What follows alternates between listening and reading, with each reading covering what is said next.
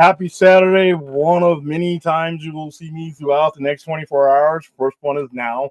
I'm the first thing you see in here on your Saturday, December 2nd, 2023. Later on this afternoon, we'll be doing our Godzilla, or Monarch, I'm sorry. I got Godzilla on my head. Monarch, Legacy of Monsters, a Patreon stream. And then a couple hours later on after that, we'll be doing another Doctor Who stream, the second of the three. And then later on in the evening, I'm still putting together the show. We'll be doing our usual Saturday overnight live. Got some new segments and stuff that we'll add onto that. But right now it's the Midnight Express, and we are crossing over with the Nicotina show. And let me go ahead and bring in him, and let me go and bring in Brad, because this one's going to be. Hey, everybody. What's up? Yeah. How you doing? Just watched I watched most of the vodka stream. I couldn't do a lot with it. Doing a promotion, but my throat is somewhat shot. I'm still getting over what I had, because last week I couldn't do this with you because I was too sick. I was sick as a dog, but now I'm feeling a lot better. But my throat and congestion is still kind of there, but I'm trying to work through that. So yeah, what did you? How are you guys doing? Andre? I call you Nick. I always laugh at that. I call you Nick. I've been called that before. I don't know what it was. I think it was a cold or the flu, but like I was super sick. Well, my whole family was sick. My kids were sick. My wife was sick, and then on Thanksgiving I got sick, and then the following day was even worse. And that's why, I was like, I told William, I was like, I can't do it tonight. I'm too shot right now. Yeah, but yeah, just trying to power through it. Typically when I get sick, I get like one or two really intense days, and then I'm able to kind of push through it. But I still have lingering effects, like I'm coughing, like hacking up stuff, and so real fun stuff. But yeah, sounds like a doozy. Like I said, I'm getting over allergies and stuff right now, but that's normal fare when it gets this dry and cold around here in Vegas this time of year. So I'm ready for it. I got the Benadryl ready, but this week has been a pretty eventful week. Obviously, we got our normal stuff going on. We've gone to see Godzilla. I actually saw it for the second time this evening with a couple of fans that won some tickets with me. So we took them too. So I've actually seen it twice now. So there's a couple of things I was able to see a little bit differently. But like I said, still enjoyable movie. Moves quick. I forgot how long it was, but like I said, after seeing it the second time, I could see how people could say this may be the best Godzilla movie, and that includes the old too. So like you said, we've had a very kind of eventful week in terms of news, leading up to everything today, and we can all agree tonight the conversation is all about the Good Burger Burst. That's it. Exactly. Nothing else eventful happened this week.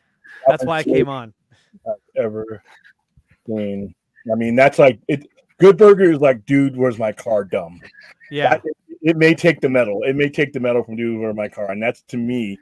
That is so cruel, man. That is gold standard. All whole movie. The only thing good about Dudes Were My Car is it gave us Jennifer Garner.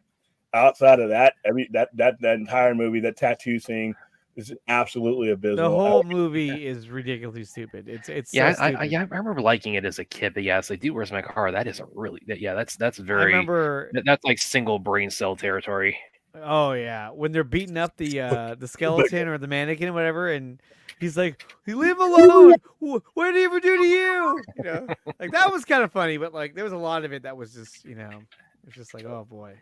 It was actually there. So we are doing a fundraiser, and I have pinned the link to the top of the chat, and it's also in the description along with all the other social media stuff you can attach yourself to.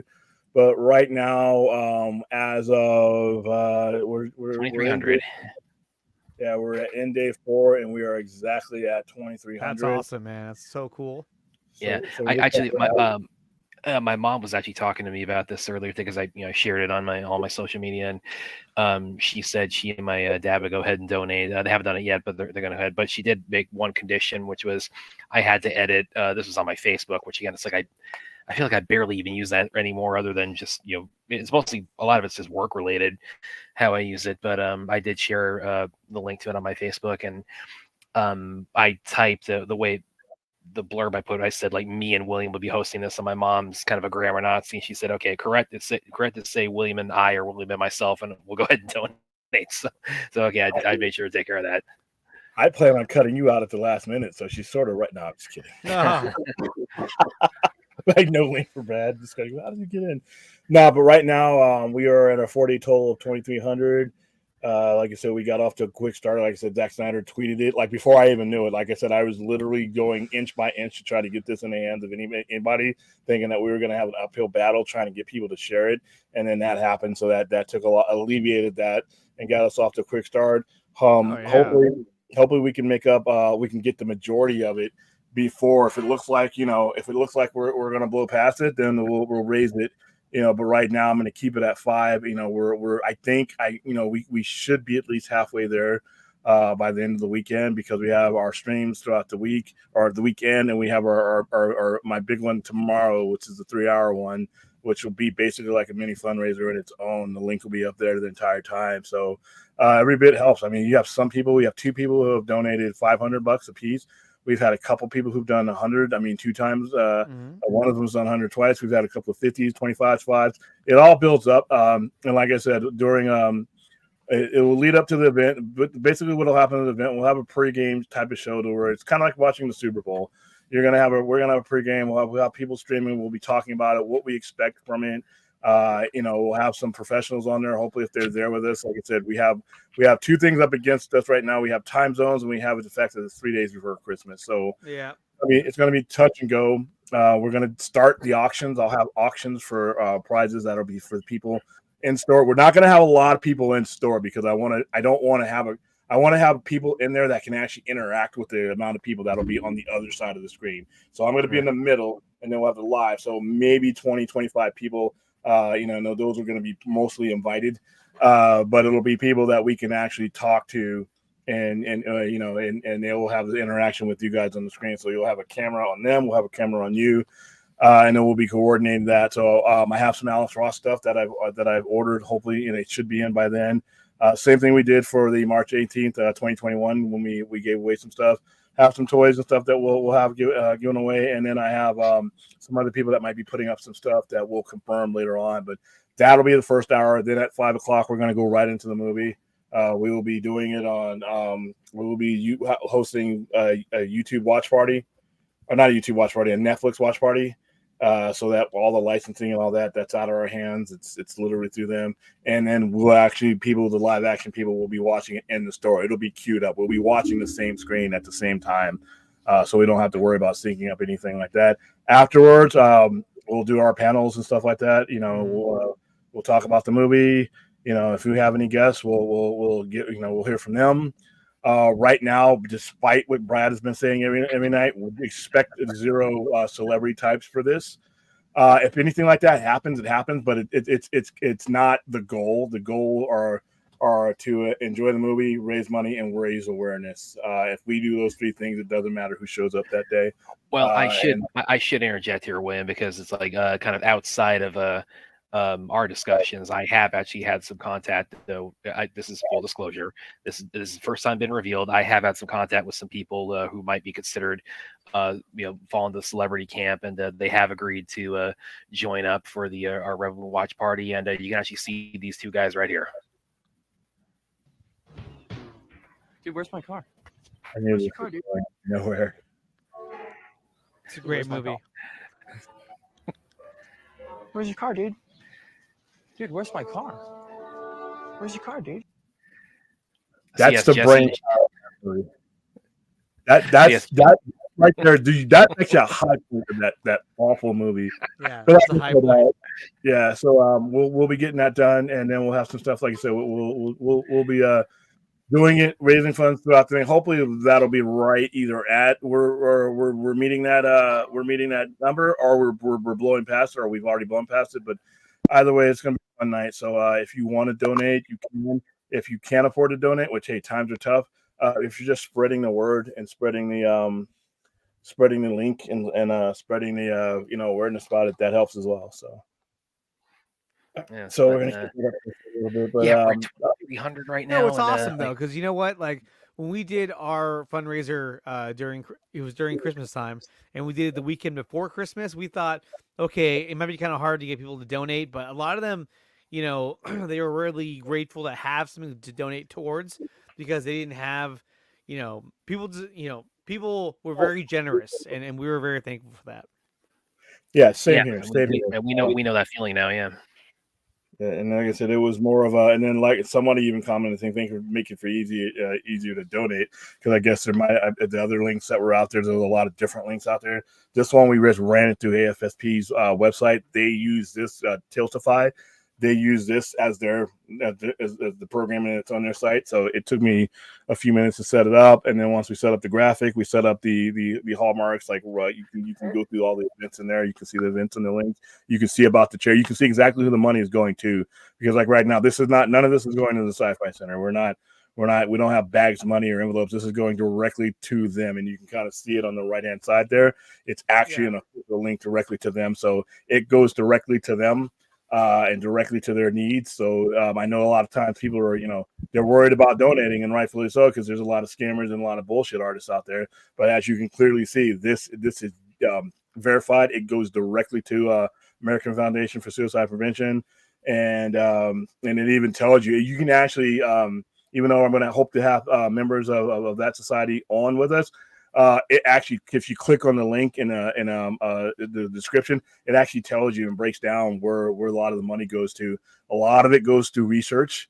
A lot of it goes to, to programming infrastructure, things like that. But a lot of it, a bulk of it goes to research because this is a constantly evolving thing. Any illness that you're dealing with, whether it's mental or physical, anything, it's constantly evolving, and you have to outpace the evolution of it with advancements like they do here. And nothing's free in the world. I mean, nothing's free. I mean, this is a free service that is provided to people, but anybody can use these services that they have. But those people, they got to make a living. They got to eat too. And research ain't free. Obviously, we know that. So that's what we've been doing this week. Like he's watching Godzilla. It's pretty much uplifting week. I had about 20 or 30 minutes of people that just made me fucking vomit, but we addressed them a couple of days ago, and for the most part, I'm keep things keep positive. What's been going on in your world, Andre? Well, as you can see, US my car's been resolved also. No, it's like I said, I was sick for Thanksgiving, but this week's been a little bit better. I was able to actually start making content again. I put out my Thunderbolts video, which I was actually going to do the week before, but I got sick. So that's been good. And just working on shorts and just kind of stay busy around the house. But really just trying to build the channel out, which I have been, doing fairly well so far, I think. But, I mean, the biggest news today, obviously, was the whole CCXP event with Rebel Moon and Zack Snyder running around, just looking like he's having a great time. And, that event, they pulled out all. I mean, you could see from. I really would love to go to CCXP at some point. Just in general, because it looks like they really just put a lot into it. I mean, it looks like on the level of San Diego Comic-Con. I mean, it looked like Rebel Moon took over the entire event. I mean, everything you saw there was all Rebel Moon stuff. But obviously, I don't know, I wasn't there. But everything I did see was pretty impressive. All the activities they had set up, all the props and statues, and they did that. You had Zach literally shooting scenes of just fans, dressed up as Korra. Yeah, I saw that. That's just really cool. And I think that when it comes to Zack Snyder, he's already set the standard for the fact that fans know that if Zach is involved, Zach is going to get. Zach's going to bring that interaction to the fans. And so I think that just draws in such a bigger audience as well, because they know, like, hey, it's worth going to these things because he's going to be there and he's going to interact with us. So and that's what he did. So it was pretty cool. Well, I think as we've seen over these past few years, I mean, he's definitely he's really his own, in a lot of ways, his own marketing team, marketing machine. And he's very much a showman for these kinds of events. And on top of all that, and by the way, real quick, before I go any further with it, because the specific little snippet of him kind of directing like fans there, like in a little scene for Rebel Moon, where they would like edit that into like a trailer or something, like that. They would email the fans. Yeah, that one fan that's kind of circulating in that clip. I actually thought that was Deborah at first. Although I think she does look like her from that angle they shot it at, with the kind of the the hood they put her on. But anyway, so yeah, I think Zach has really established himself as his own kind of marketing team. Is like a one-man marketing team, and very a showman, just so well suited for these kinds of events and to just drive excitement for things like this. But also, he's really, I mean, and this isn't like a knock at any other filmmakers, but I mean, in terms of like directors who were handling like $200 million budget tentpoles, things. I mean, it's Zach is he treats his fans really like friends or almost like family. I mean, it's like he's cultivated such a such a close relationship with his fan base that really is like, I can't think of any other kind of equivalent in modern times with like a director having such a close, friendly, and in some ways almost familial relationship with his fan base. That's really it's just something that I think some of us are just glad to be a part of. Yeah, a lot of that is honed from, I think a lot of the self-marketing that he does, he's pretty much the pitch man and the hype man for everything. And that's because he came from a studio that didn't do any or didn't do it right. And I'm not saying that just to bring that up, but it is the fact that if you look at go back to the Dwayne Johnson situation. I mean, he was the spearhead of Black Adam's promotion, and he should not have been. You got guys that make great hype man, millions of dollars that are supposed to craft ad campaigns, and they crafted a last minute one. So if you want your stuff to thrive, and Warner Brothers, sometimes you almost have to do it yourself. I mean, or get lucky and have a Barbie movie getting released at the same time yours is. Yeah. Real quick, I'm gonna read this up. South Cali guy, how's it going, dude? What's going on? Hope you're having a good stream. Just about to leave Disneyland. It's gonna be part of the replay. Okay, we'll so we'll try to keep it very lively when you play Pac-Man. But yeah, thanks for dropping in. He was our 300th subscriber. Everybody, if you weren't aware. Right on, man. So yeah, we're going to go into more detail of that. That's one of the things we're going to cover is CZXP tomorrow. And like I said, I'm also, there's people asking about the Furiosa trailer. That's another thing we'll go over tomorrow. We only got about an hour tonight, but we got more than enough time tomorrow to go over that.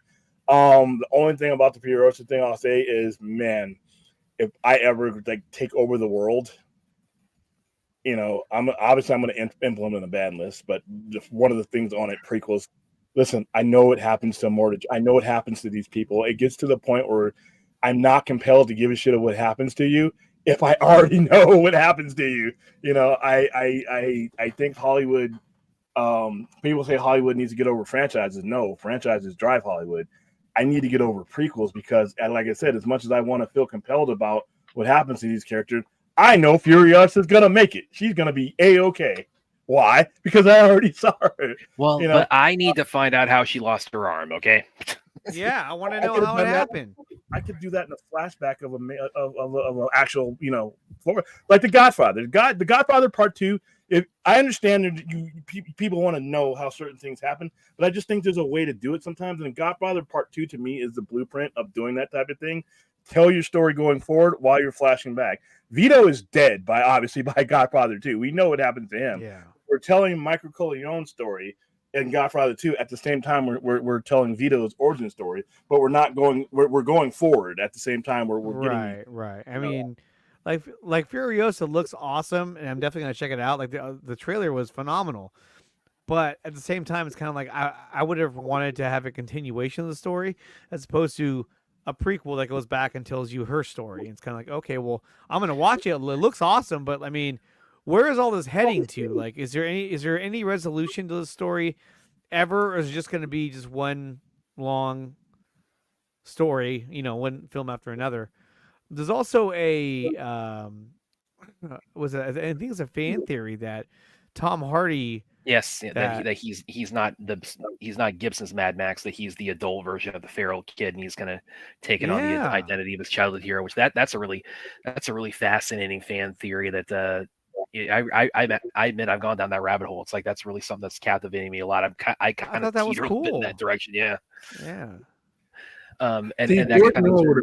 George Miller's got plenty of time say otherwise though. And he's always hinted that that's Mad Max. The Mad Max you see Yeah. in Fury Road is the Mad Max that you've seen previously. He's always pretty much he's never in the I mean if he had never said anything or never hinted that way, then I'd be like, yeah, maybe it wouldn't really matter to me anyway. But I just never got the and he's had time. It's not like it's been how many 8 years since and Fury Road? actually to address Andre's point a minute ago, I think the reason why, because of course he had wanted to do Mad Max: The Wasteland after Fury Road, but I mean there was some kind of like lawsuit or some kind of dispute between Miller and Warner Brothers where there was something like unpaid profits, so that kind of stalled things for a bit, and I think that's why they kind of partially why they elected to go with Furiosa prequel as the next installment of the franchise. But the trailer was good. I think I'm just in general, I'm tired of prequels. I mean, I've had enough. I want an advancement of the story. I want to see these characters go the next step forward, and not to me. I mean, some of these prequels in these franchises have been okay, but like I said, there's a saturation point to where it's like, I want to watch a movie where I'm on that journey, wondering whether this guy's going to live or die. And I know when I'm watching Obi-Wan, I'm like, woo, gee, I wonder who's going to win this battle between Darth Vader and Obi-Wan. Wow, neither one of them, because they both end up being old men in the movie that I saw. And it's just that kind of thing. It's like, how can I feel compelled to go on that life or death journey with you when I already know how that ends? It's like, give me. Well, but to address your point a minute ago with George Miller, it's like as the trailer opens with, it's like it's 45 years post-apocalypse, which does not line up with the timeline of the original Mad Max, where it's like they're teetering. They're teetering on the edge. It's like it's society as it's crumbling. Road Warrior is post-apocalypse, which means that Mad Max should be much older by the time of Fury Road, which means that George Miller has officially confirmed that the Feral Kid theory is true. Checkmate. Yeah, I mean, once they said 45 years, that's when everyone started to look at the timeline. They're like, yeah, it doesn't add up. So maybe he is that kid. Why not just he was? I'm just thinking, why would you? There was no real foil hat thing there. You had plenty of time to say that. You had a whole movie to say that. I mean, but they said it pretty. It was right there in the trailer, like it was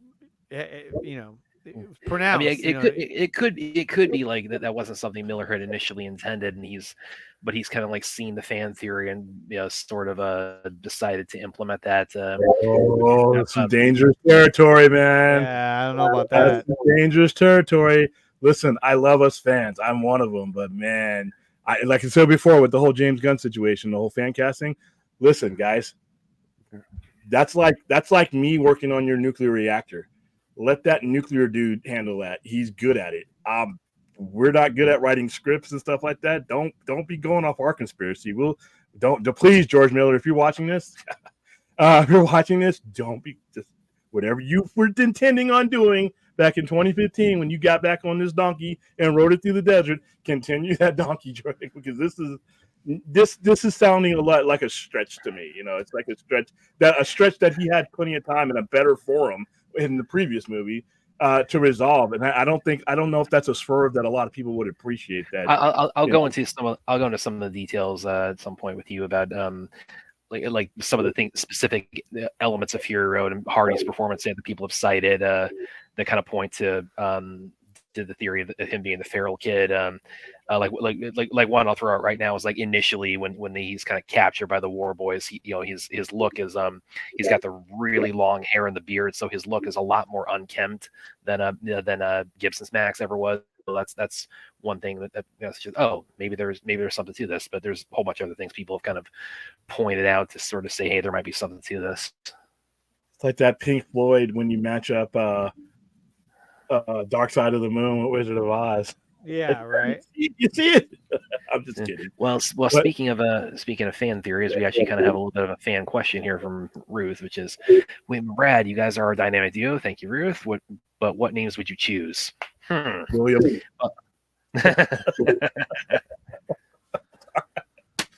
I get called enough weird names already. Oh God, I don't know. You know what? I might. You guys.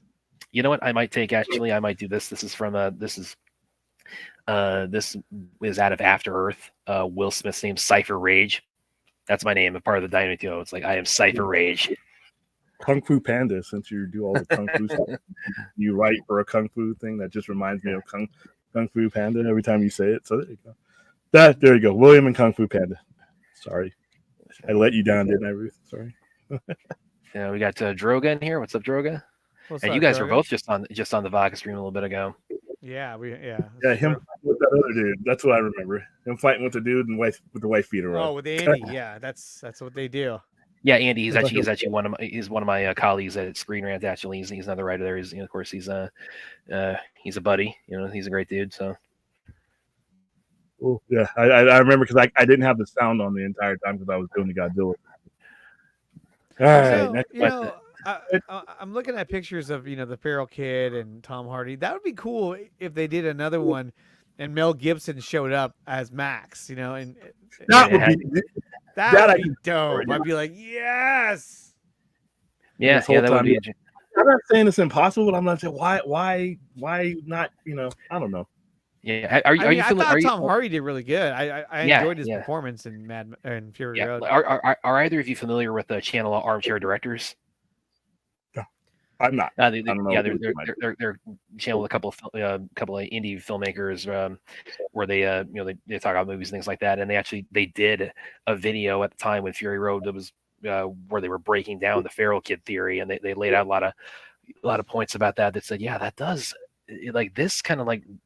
Sort of aligns Hardy's version maybe a little bit closer to the Feral Kid than people are realizing. So I would recommend giving that a watch because it's a really deep dive they take on it.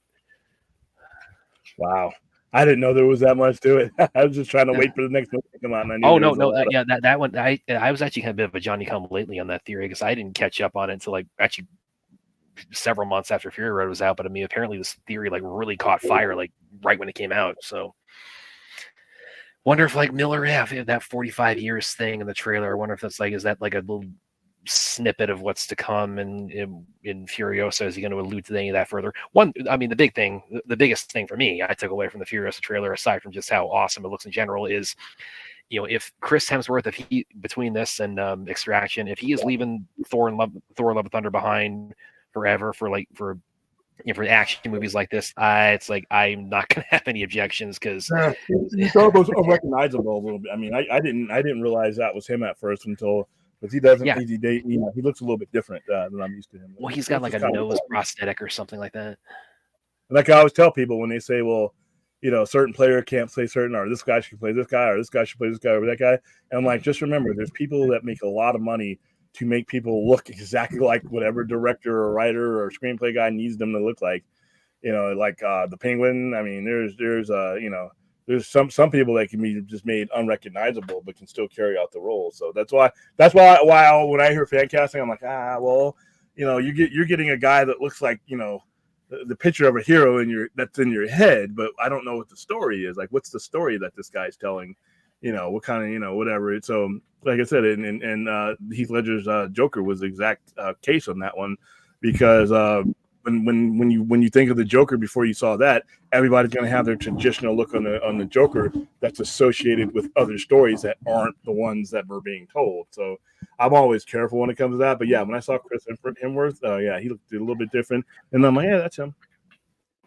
Yeah, so I think we're all on the same page. Really looking forward to Furiosa, but as far as news this past week, and we kind of want to get in. I mean, I think really, especially with the last 48 hours, it's pretty much all in some form. As far as the big stuff in our fandom, it's pretty much all in some form or fashion. It's Zack Snyder, whether it's Rebel Moon or CCXP or Justice League or general filmography stuff. It's we got a bit of a info news fan theory dump these past couple days. Yeah, we got the promo, we got the article that comes out, and actually an article that actually served a purpose instead of a hatchet job, which was always a positive. So we got that, and then like I said, everybody interpreted the article to mean whatever the fuck they wanted it to mean, but that's a different story. I think it's a good point. I mean, like I said, the movie looks stunning. We're closing in on it now. We're getting to the point where we don't have to speculate it as much as we've had to so far. So that's fun. Yeah, and apparently the reactions of CCSP were actually really, really enthusiastic. So that's obviously that's always good to hear. But Ray Fisher, I tweeted that. Let me see if I can pull this up because I have kind of co-opted. I'm going to be co-opting this one little soundbite he had at CCSP because it is so perfect for any occasion. when he stole that blaster that he's waving around there. Yeah, I think that was the one. Let me see, guys. We are right now as of 12:33 a.m. Saturday morning. We're at 2,300 even. So it would be cool to, if anybody's in the chat right now that wants to, that has not already. I don't want everybody to go broke. If you haven't already. If you want to donate to the cause, the link is pinned to the top of the chat. It's really easy. Click, bam, and you're there. So, but Ray, Ray Fisher, of course, he was part of the panel today, and he was discussing his giant ass laser gun he's carrying there, and he had this quote where he said it's confiscated from the Imperium, who don't need it because they're assholes. So it's like I took that and said, now I'm going to find a way to plug that into so many things in daily conversation. I'll be like at Christmas dinner with the family. I'll say, yes, I'm taking the coleslaw. It's been confiscated from the Imperium, who don't need it because they're assholes. That'd be awesome. Yeah. That's hilarious. Everybody's sitting there having an interview, and there's this big old giant blaster. Yeah, like a kid who just he took the most obvious thing he could take from the set and said, "Oh, where'd I?" Well, Ray, like one interview, I think it was the Total Film spot they did on it. He commented like that gun is almost as big as him, and Ray, I've read online, is like 6'2" or 6'3". So that's the BFG from Doom. It's a huge gun. Yeah, he's a pretty big dude from what I could. Look at the ending, the mother box scene in Zack Snyder's Justice League when he's interfacing and he sees like the vision of himself with his parents. I mean, he just towers over both of them. Yeah. I think he's roughly about almost 6'4", if I remember right. He's a small forward. Oops, hold on. I gotta open up this real quick to make sure I'm not getting questions through our Streamlabs. Also, guys, if you want to support us, you can always go to the Streamlabs tip link that's also in the description. I didn't pin it to the top because the priority right now is a charity, but some people wanted to do both, and like I said, I won't turn it down if you want to give it. It all goes, everything coming our way goes to somewhere good. Trust me. If it's us, it's going to the Fat Fund, and if it's to the FS. It's going to literally keeping people alive. So yeah, I got that. I haven't watched. I'm about to watch King of the Monsters, or not King, or Monarch. A Legacy of the Monsters. As soon as I'm done here, I'll watch that. So we'll be ready for that stream tomorrow. Yeah, there was a new one on. There was a new one Friday, wasn't there? Yeah, it's when they dropped. There was a new one last night at 9 p.m. last night. But I was slammed. I mean, I just like. From Wednesday on. And that was why you mentioned. That's why you couldn't be on the vodka stream tonight because as Film Junkie mentions, like you trying to be the guest, to kind of get more word out about the Rebel Moon event. But yeah, scheduling kind of prevented that. But hopefully, she'll be able to do that. Before the 22nd. Mm-hmm. Yeah, because then Friday is going to be kind of hectic. So yeah, that's well. Well, look, I'm just gonna put this out there because why not? There was that article that was released after or during the CCXP event where Aaron Couch said that they had talked to Scott Struder, I think Scott Stuber. Yeah, I knew this was going to come up. I mean, might as well talk about. I mean, just. In fact, I'm going to see if I can pull up that because there's snippets of it kind of on Twitter. If you see the snippet, it's like there's no. On what planet do you look at that and say, yeah, that means they want to license out the Snyderverse? No, he's talking about content that's already been made, like Sucker Punch, 300. You know what I mean? Like getting those Zack Snyder's Justice League, getting those titles on Netflix at the same time as Rebel Moon. I mean, you don't think that Netflix paid probably even more of a premium to get the DC titles on Netflix in December. Yeah, The we were same talking month. about that before. Yeah, it's like it's all it's all coordinated. Okay. I got to hear, so I'm going to go ahead and read this section of the article off. And it was another one where it was kind of it was a lot of it was about Rebel. But remember, this one was about the 300, or what was originally kind of the 300 tie-in that he's gotten the rights to the script back for now. It was like the Alexander the Great movie was what it was, and he's got, but Yeah. it had, but he has said, but they've said now it's like it wouldn't be connected to 300 now, which led me to speculate he might actually try to retrofit that into the Army of the Dead and Rebel Moon universe, which I think could work with alternate timelines and and the alternate universes and things like that seemingly being at work. But yeah, let me go ahead and read this section off. But a certain segment of the Snyder fandom had pushed the idea of Netflix somehow buying the rights to the Snyder DC movies and continuing that universe. Netflix's head of film, Scott Stuber, has heard those rumors, and while he didn't throw cold water on them, politely acknowledged the obvious, telling THR, it's always tricky because you don't own it, but he did say there was a possibility that Snyder's DC movies could end up on the platform. Obviously, we would like to license it at some point. Stuber said we'd love to have it on so the fans can experience more Zack. The more Zack we have, the better we are. So... and I'll go ahead and give kind of my 2 cents on that really quick because I think I've put this out before. It's like as far as like the whole Snyderverse Netflix idea, it's like I'm kind of more agnostic on that, or I have been, because when that first kind of started being floated around, my reaction was, I mean, it's like, hey, let's give it a shot. I mean, worst that'll happen is I'll say no. We're in the same spot we are right now. So about it, but that's just kind of I've taken very, just that's been the perspective I've taken on it. And I think the way I kind of look at it, as far as like it being mentioned in one of the trades, in THR in this interview like this, there's a way to look at that where it's like, I almost kind of like you can almost like run it parallel to when the initial campaign for the Snyder Cut, where this fandom I think is really proven. It's like this fandom really, really, really, really, really knows how to make noise, and the fact that now that this idea has it's gotten so it's become prominent enough that the THR has felt compelled to ask Netflix directly about it, which I'm not saying that increases the likelihood of that actually happening, but I think that I look at that more as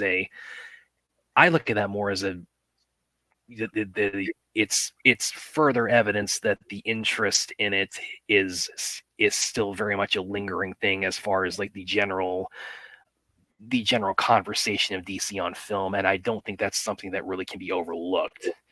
And so that's kind of where I stand on it, and I think that ultimately I think that's a positive. I mean, which again, speaking as my perspective as an agnostic on the I too will like sell the Netflix idea, but the fact that the conversation is such that it still gets brought up, it's such an elephant in the room whenever you're talking about because there's no intelligent conversations being had. That's my problem with it. There's no intelligent conversation being had about it. So well, not just that, but also it's like I mean, every time we're discussing DC on film, it floats back to this, or it floats back to the unmade portions of Zack's story. So the fact that keeps happening just continues to say to me, it's like this is such an elephant in the room for them. It's like it's just going to keep lingering for them. So that doesn't mean it's going to happen tomorrow, but that does say to me, it's like it's such a legend at this point that that's something that you can't quantify or overlook, I think. Anybody who tells you a transaction can't happen has never ran a business and never been at the top of one, has never been at management level.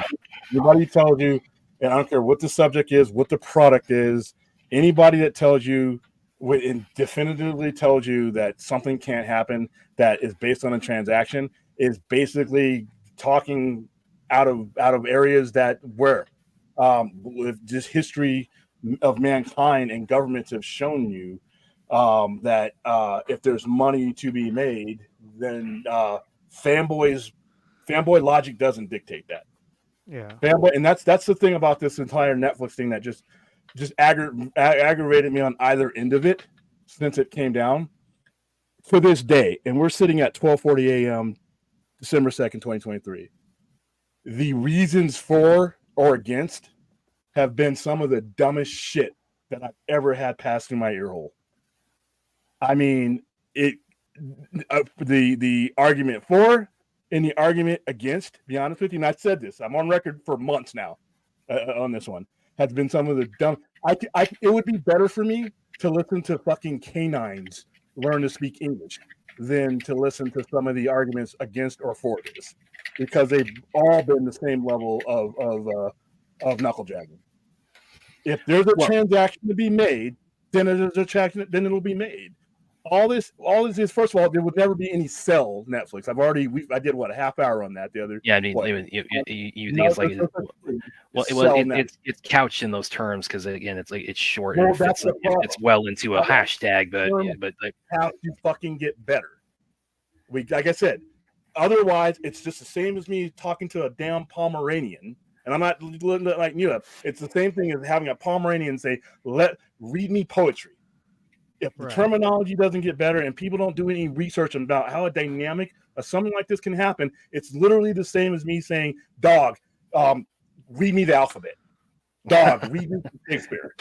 Well, that's it. That's both sides of it, you know? Well, I think like one thing I would add to that, and by the way, Zach himself actually kind of, again, threw more complexity, maybe is the best word I can say, into the conversation today, when like he for anybody who hasn't seen, there's a screenshot going around where somebody posted on Vero, it was like the meme of at the end of the Matrix Revolutions, like, why do you persist, because I choose to, and it was paralleling that to the whole Snyderverse movement, and somebody shared that and Zach commented yes, and so that kind of got floated around. So that kind of stirred the pot more. So yeah, that definitely Zach really he I mean, and you can, people will definitely interpret that in different ways. I mean, I think that he, with a lot of his social media interactions with the fans, I mean, I think it's definitely best not to take like too much of a hard line stance either way, especially when he kind of gives somewhat ambiguous sort of answers, like 1 word or 2 word answers like that. But I mean, that one definitely brought a lot of smiles to people's faces, as everybody saw. I just say, whenever you get in ambiguous and gray area stuff like that, apply common sense.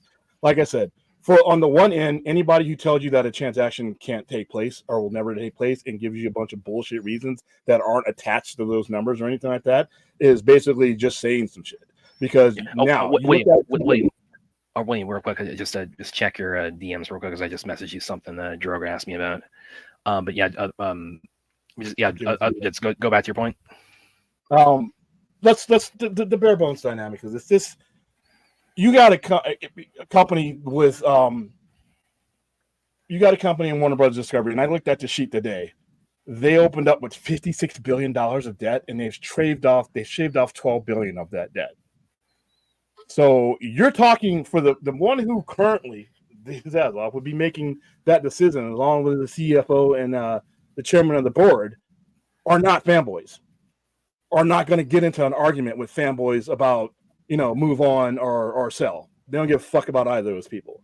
They don't. The thing is do we need money? Do we need to liquidate things? Can we wait till 2025? Where's our stock going to be? Where's our free cash coming from? Those are the factors that are going to take place. Not it's going to confuse people, or why would they compete? No, that's people who wear suits and ties and add zeros onto whatever we make are not having the Shazam shirt conversation that I would have with you. All right. So first of all, most of the reasonings against or for the whole Netflix thing were fucking stupid to begin with. But transaction is a key thing. Licensing, there was never going to be any sale, because you would never sell the IP. It's one of the most valuable things that Warner Brothers would ever have. Obviously, it would be a license to anything. Now, we don't know. There's so much that we don't know that goes on inside the halls of Warner Brothers, or where they're hemorrhaging from, or what their plan is, or what their expectations of, what their plan B is. If Superman Legacy doesn't make what they wanted to make, what's the next step?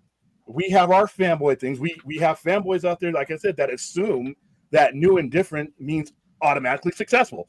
That's nonsense. We know that's nonsense. That's wishful thinking. Hoping things go well doesn't mean they actually do. What's their plan B if the expectations that they have in their head aren't what Superman Legacy pulls in?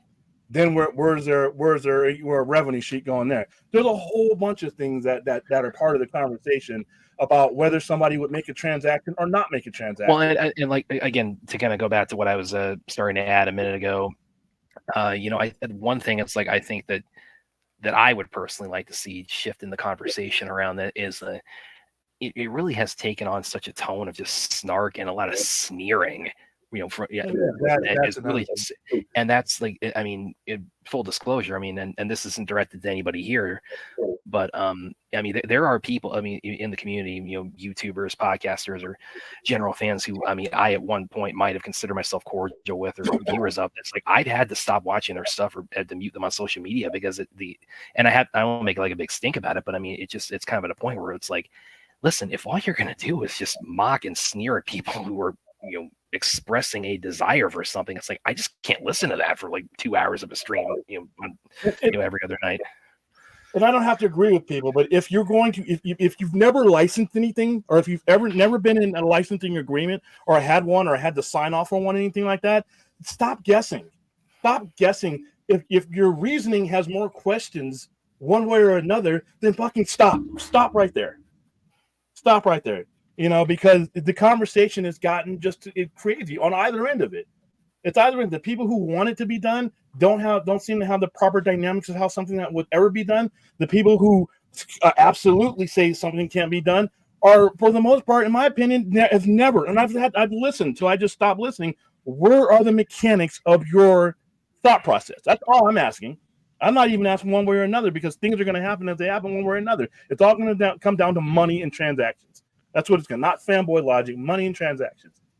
And we don't have enough of the proper information. So the people who say sell to Netflix, what's your base dynamic of that licensing agreement? I haven't heard one yet.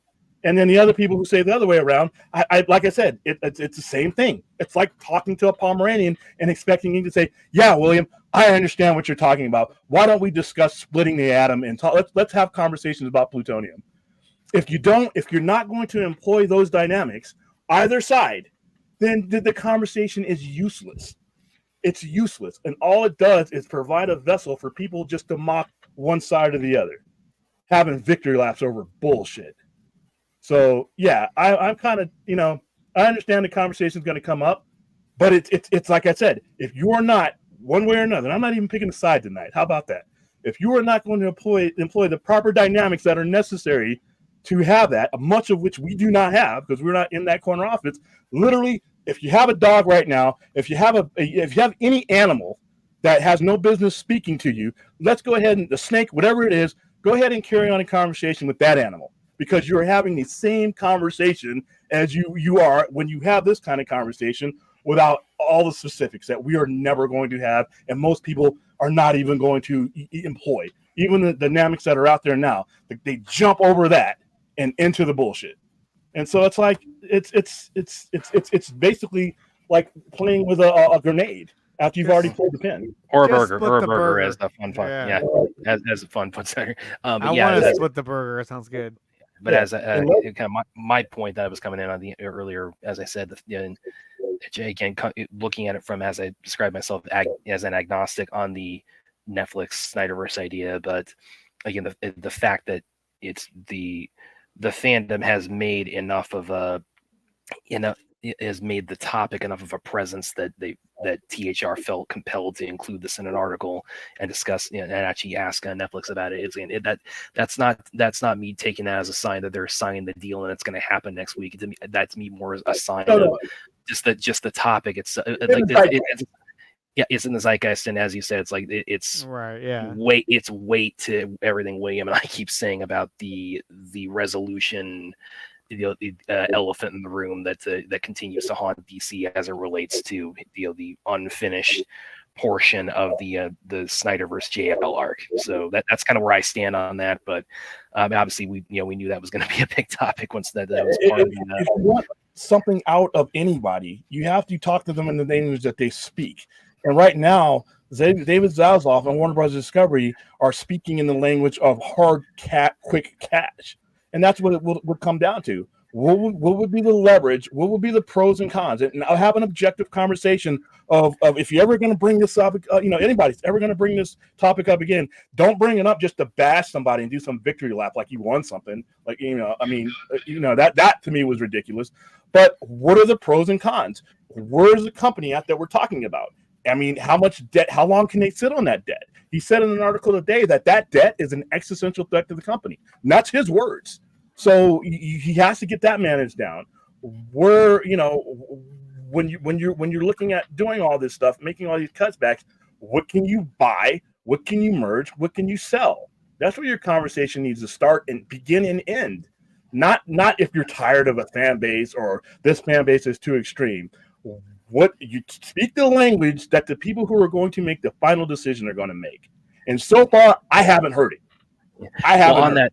On that note, I actually did want to run this by Andre. This is sort of related to that, because I think I think this gentleman, Mr. Everybody not familiar with Mr. Vega Official. I think he wasn't he one of the animators on Project Justice League? Yeah, he was.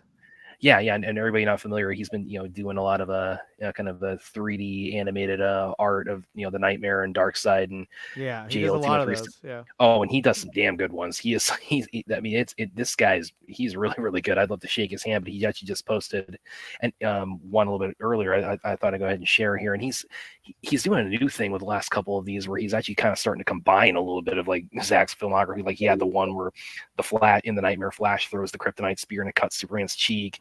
And there was one with like some of the music from the Rebel Moon trailer, and then he's got this one, and I think everybody will kind of recognize what this is sort of referencing from Rebel Moon. You go ahead and pull it up here. They will join you in the sun, Cal. In time, you will help them. Oh yeah, that was awesome.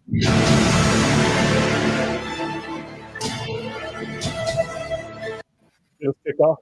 You have to get a copperheaded. I know, right off the bat. No, it's a really cool scene that he put together.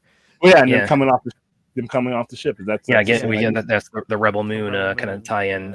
Which again, that's his last few. He's actually been kind of merging different Zack Snyder movies into like his JL 2 and 3 fan art animation. He's combined some. So that's been pretty cool. But I did want to share that because I knew he'd worked on Project Justice League, and that was the fact that he's keeping at it with this. It's like, and these he keeps. I mean, it kind of feeds into the zeitgeist point we made earlier, but also it's just damn good fan art. So everybody check out his Instagram if you haven't, because it's really he's doing a really good job of like showing these little interstitials of like what JL 2 and 3 could look like.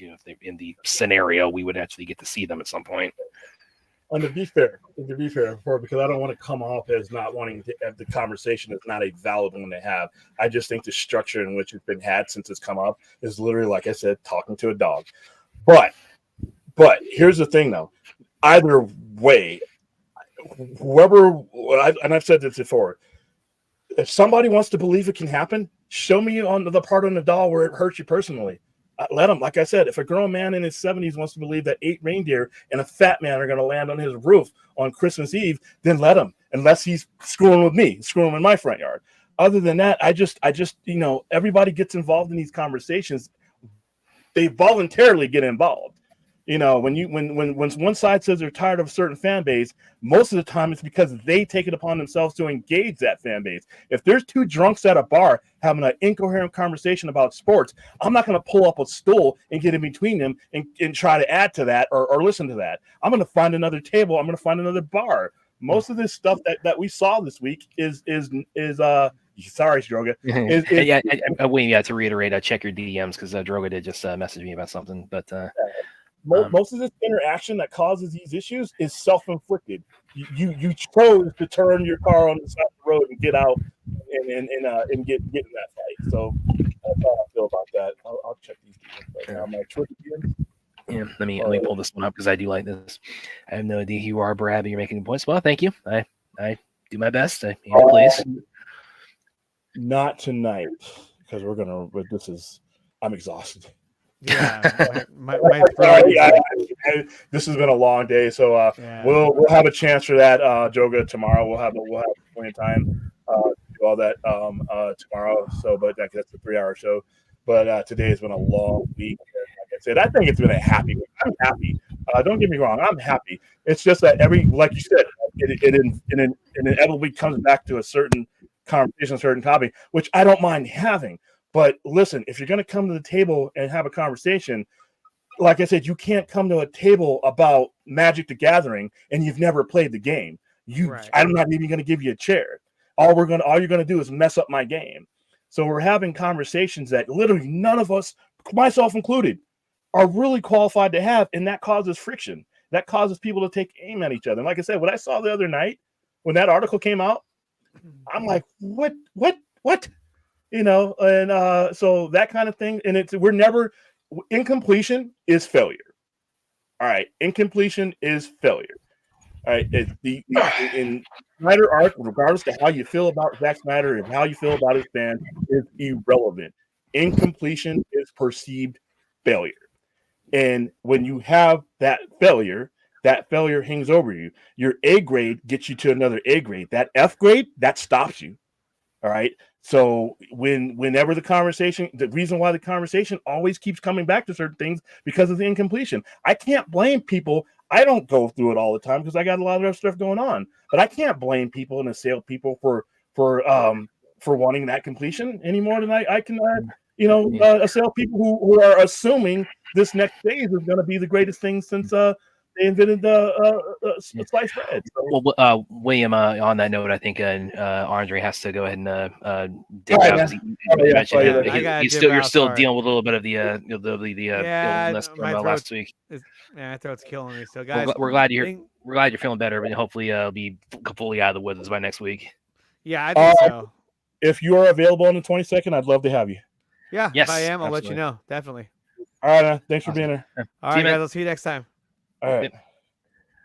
Yeah, it's just like I said, I don't mind the progression of the conversation, but every time it comes up, everybody brings their toys out of the plastic toy bin to a grown man's conversation, and it just turns out the same way. It's like, tell me why. If you're going to tell me why something's going to happen, lay out the business dynamics of why it would be detrimental one way or another. Not your fanboy theories. I don't give a fuck about your fanboy theories. I don't give a fuck about my fanboy theories when it comes to business. I don't use fanboy theories to keep my store open.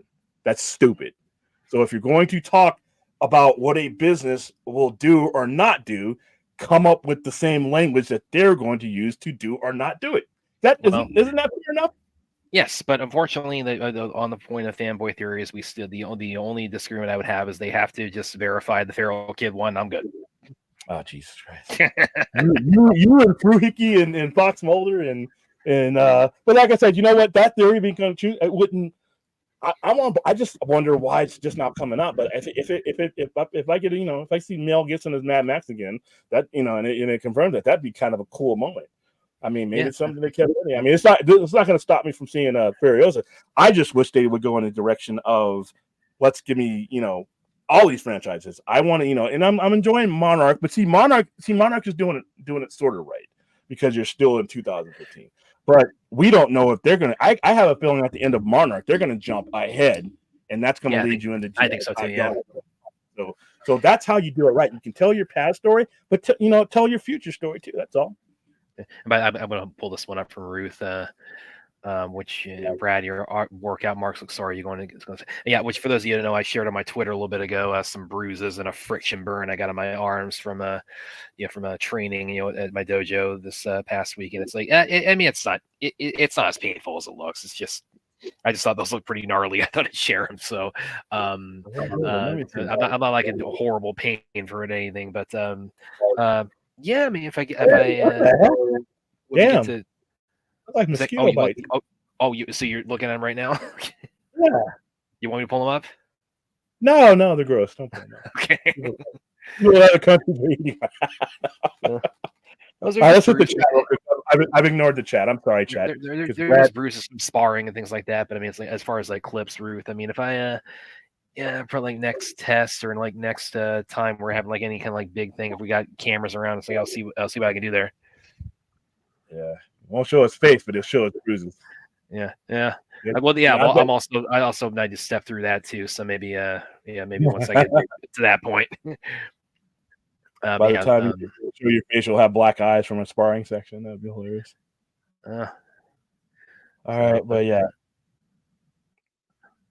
This has been a tough week because it's a roller coaster. I want to be happy about what we're, where things are going. So, like I said, you're right. Yeah, I suppose you could call me that, Spider-Man. Elephants are hard to kill. Second, elephants in the room are hard to kill. Yeah, exactly. Especially when they're blocking. Yeah, but other than that, I mean, which, like I said, it was as far as like the JL stuff. I mean, it was kind of a bit of a roller coaster with like all the conversation around with that this week.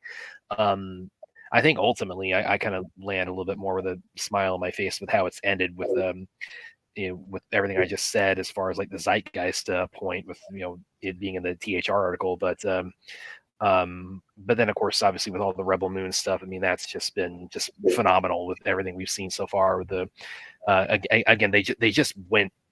It seems like with the display and everything they brought to CCXP, they just pulled out all the stops. They just did everything they possibly could to make that as spectacular as possible. And so I mean, it just increases my excitement for it even more.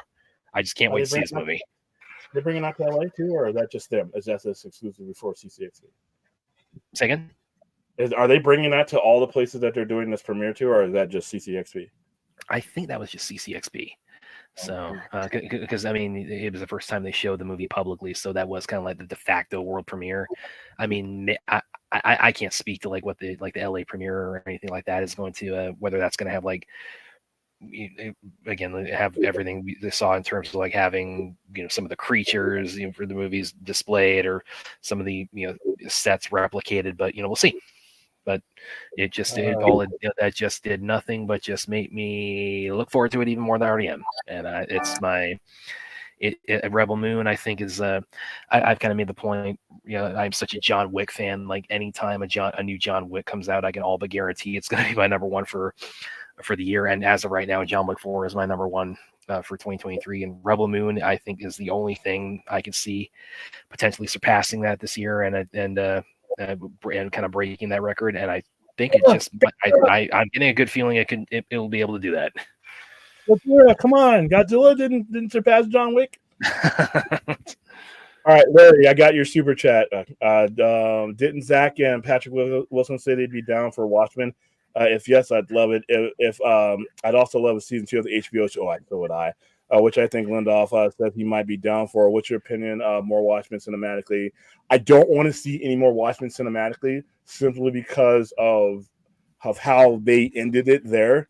I think if I'm going to see Watchmen anymore, this is just me, personal preference, I want to see the series because the series starts and continues in a place where I think the story can evolve. I don't think you can evolve the Watchmen story any further. I think they've tried a couple of different times, and I think it's because it's in its own pocket that they're still trying to exist in, that I think it's really kind of impossible. But when it's the TV show, the way they set up the TV show and how the TV show runs along our own timeline as far as like time gap goes, I really enjoyed it. And I think it gives whoever does it room to breathe and evolve the franchise into something that's just not redoing the 1985, 1986 era.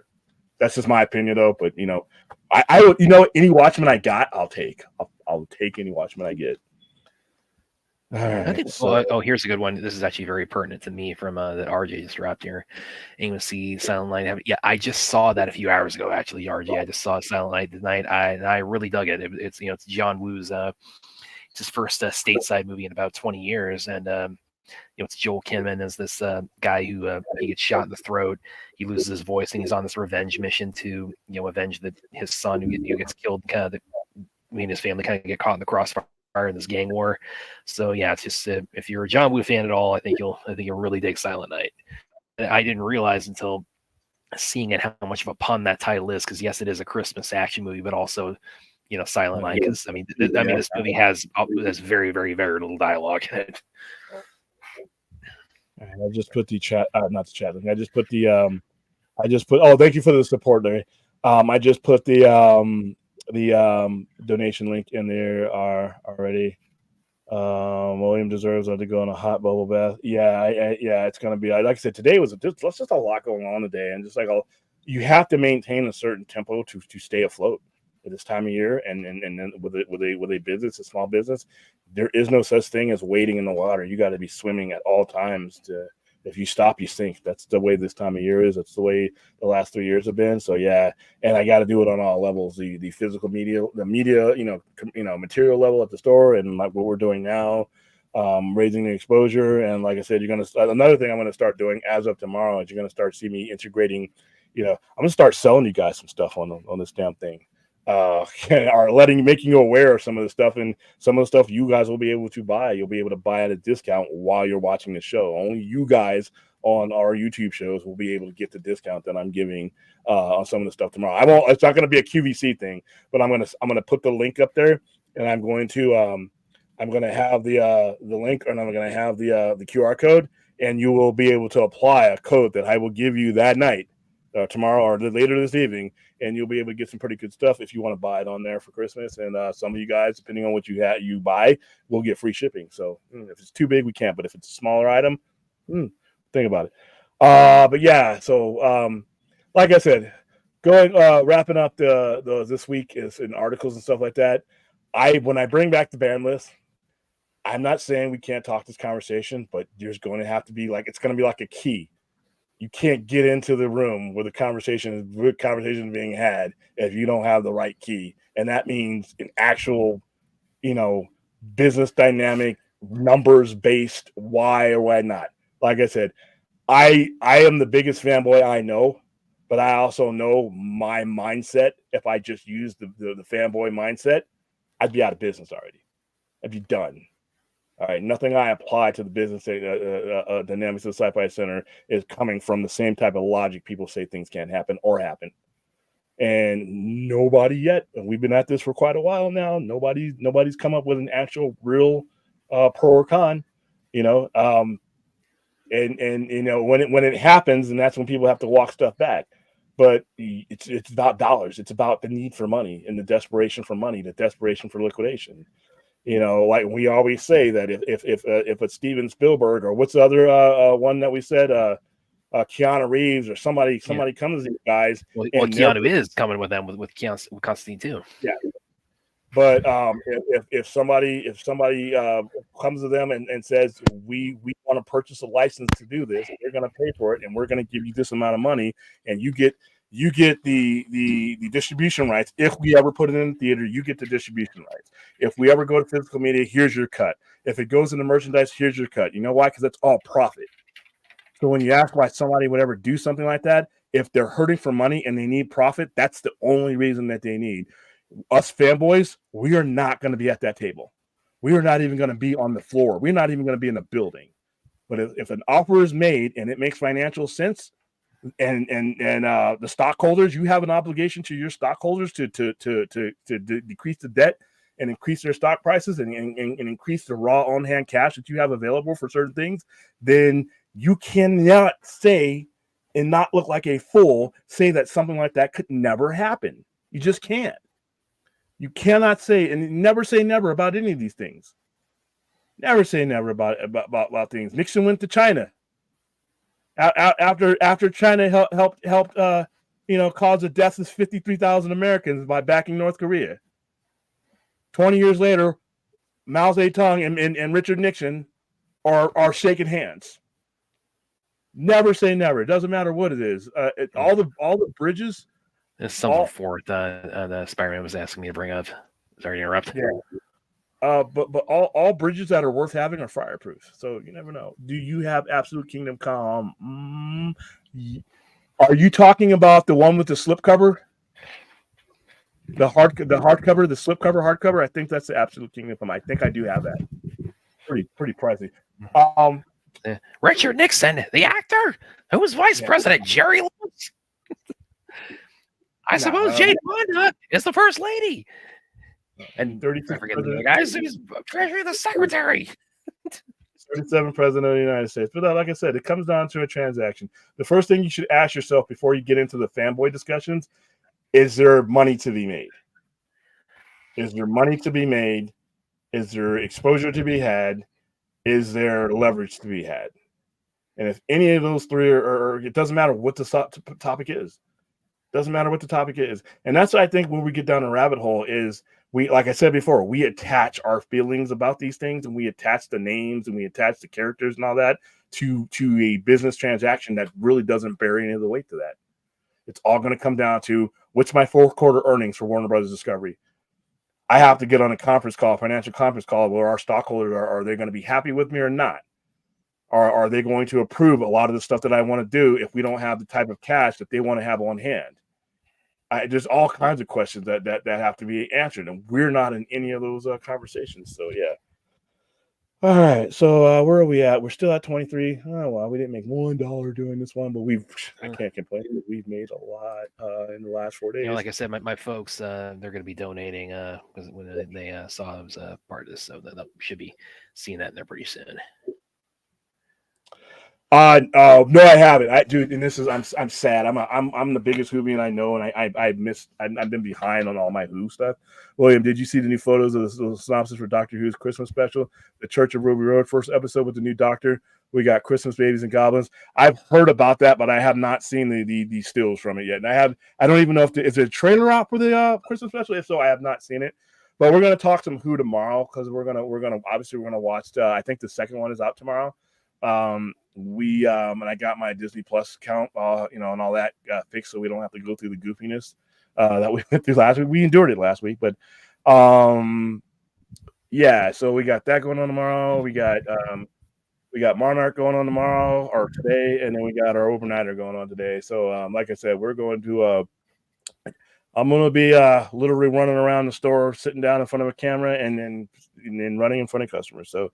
Brad, you got anything to get off your chest? I got, I gotta stop getting drawn into the no, I think I said my piece on if you're talking about all the jail Snyderverse Netflix conversation. I mean, it's like, I think I kind of said my piece on that, and I'll just reiterate. Yeah, it's just the sneering from certain corners, certain people with YouTube followings, perhaps, who won't name any names, but it's just like I said, it's like people who I have had at one point might have had some kind of had conversations with, or you're just kind of known in passing. It's like I've just had to distance myself from that because it's like you're just being mean for just the sake of it at this point. And it's like there's just no room for that in this conversation when, as William says, we're talking about business transactions, theoretical, hypothetical, whatever the scenario may be. And I mean that's the tenor of the conversation should take. And I think really that the TH article hasn't mentioned that they did take. That's boring. That's a boring conversation. They don't want to have that conversation. That conversation doesn't get clicks.